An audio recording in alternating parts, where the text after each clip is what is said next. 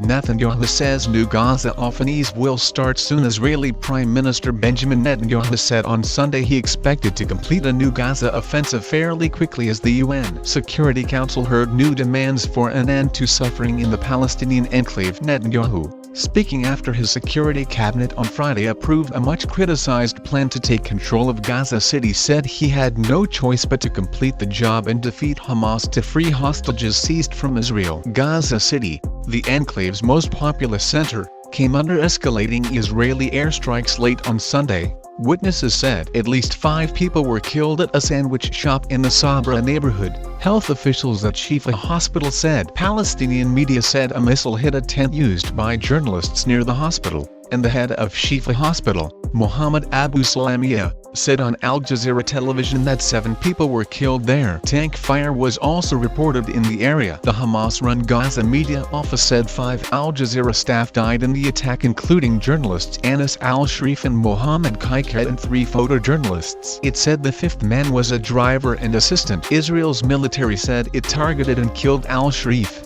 whom it claimed was the head of a Hamas cell posing as a journalist. It said the accusation had been confirmed by intelligence and documents found in Gaza.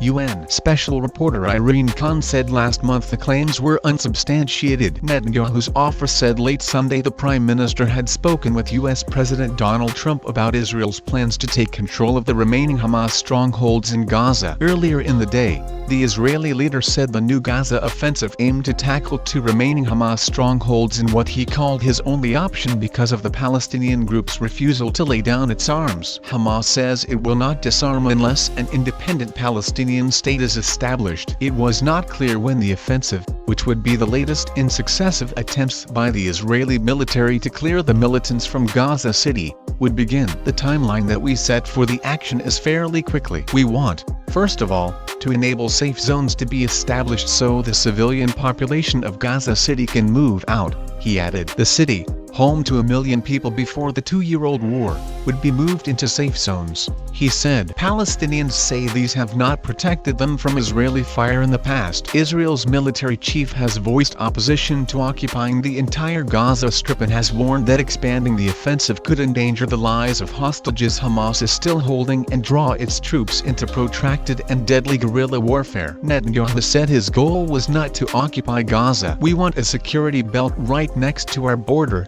but we don't want to stay in Gaza. That's not our purpose, he said. Spreading famine. European representatives at the United Nations said famine was unfolding in Gaza and Israel's plan would only make things worse. Expanding military operations will only endanger the lives of all civilians in Gaza, including the remaining hostages, and result in further unnecessary suffering, Denmark, France, Greece, Slovenia and the United Kingdom said in a joint statement. This is a man-made crisis, and therefore urgent action is needed to halt starvation and to surge aid into Gaza, they said. Malnutrition is widespread in the enclave due to what international aid agencies say is a deliberate plan by Israel to restrict aid. Israel rejects that allegation, blaming Hamas for the hunger among Palestinians and saying a lot of aid has been distributed. The U.S. representative at the Security Council defended Netanyahu and said Washington was committed to addressing humanitarian needs, freeing the hostages and achieving peace. Netanyahu said Israel was working with Washington on creating a surge of aid into Gaza,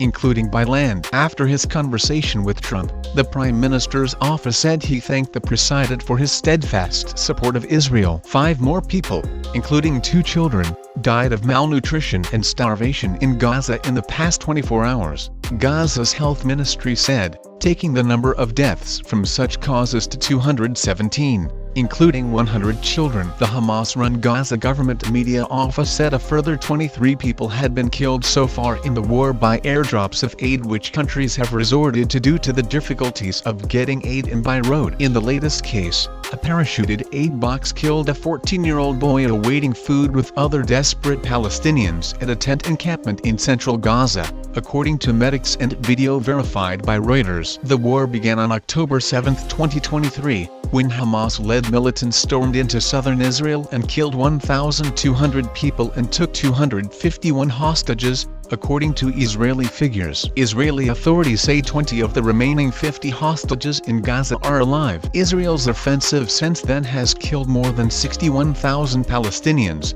according to health officials, and left much of the territory in ruins. The story has been corrected to clarify the attribution to the Gaza media office and to clarify that the fifth journalist served as an assistant and driver, in paragraph 5.